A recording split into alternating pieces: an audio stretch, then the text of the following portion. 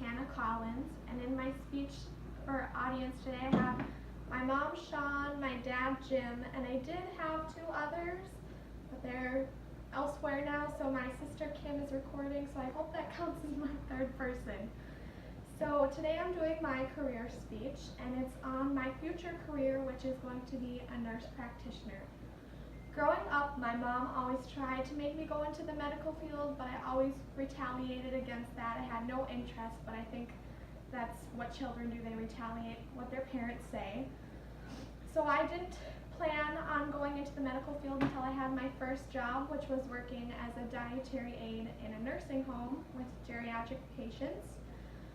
Throughout my speech this evening, you will learn how much dedication my future career needs, the type of goals and ambitions I have for my future career, what my educational process is like, what the job will entail, and what the requirements are, and how I got interested into the medical profession, and how my past and current jobs have been related to my future job.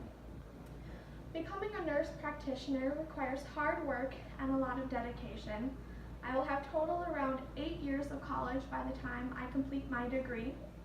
I will have learned various generals and went to different colleges. In fact, I've been to 3. I went to Ridgewater for my associate's RN, and then I'll be through Metro State for my bachelor's, and then I don't know where I plan on going for my master's yet. It'll cost you roughly $50,000 to get your degree, but that can vary between, because I go to community colleges, so it's cheaper that way, but if you go to a bigger university, it'll be more expensive. Once I complete my degree, I plan on going to Malawi in Africa for a few months. I've been educated in the AIDS epidemic that's been going on there. I plan on helping the children that are in orphanages and hospitals because their parents often die from Ebola or malaria or AIDS, and so they don't have anybody else to take care of them.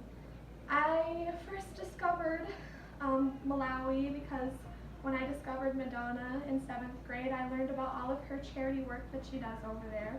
She actually built a hospital and a pediatric unit and a surgery unit in Malawi for the children over there.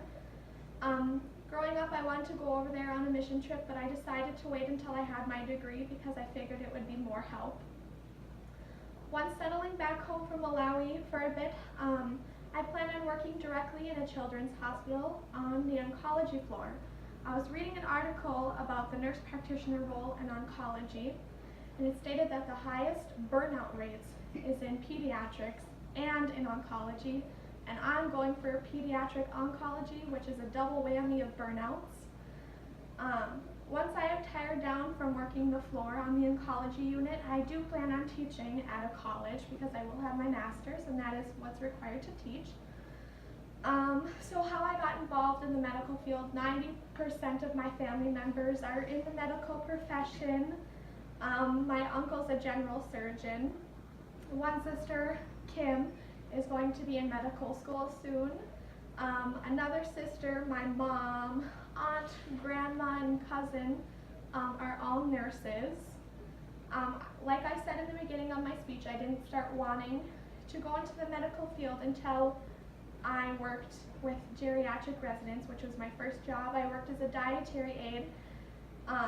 It didn't interest me, and I look forward to not having a routine every day. Sorry, Mom, she works in a nursing home as a nurse. So that's why I want to work in a hospital, because it's different work every day and you don't have a set routine. My first job, like I said, was working as a dietary aide in a nursing home. It got me more comfortable talking with the residents and somewhat taking care of them. Then my second job was working as a bartender, and it helped me open up more to talking to people and being able to take a lot of, for lack of better words, crap from people.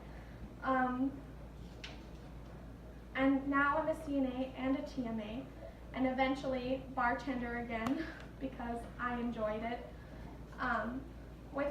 With that job, my current job as a CNA TMA, it made me comfortable taking care of patients and residents completely, talking to their family members, giving them their pills, checking vital signs, blood sugars,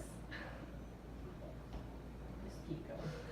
and monitoring them in their daily activities. I help them get dressed, put them to bed, feed them. I take care of them completely, like I said, which really made me more comfortable in the medical field. And then lastly, this is my object. This is my stethoscope. Throughout my career, this will be used to assess some of the first breaths and heartbeats of a newborn patient.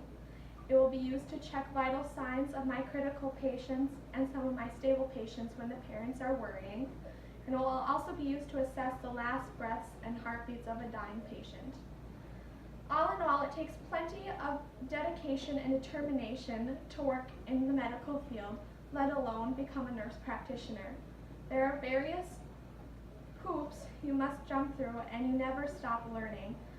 Even then, you have to have certain types of educational requirements done, I believe, every year, every 2 years when you're in the nursing field. Which I guess is good because they say you stop learning once you're dead.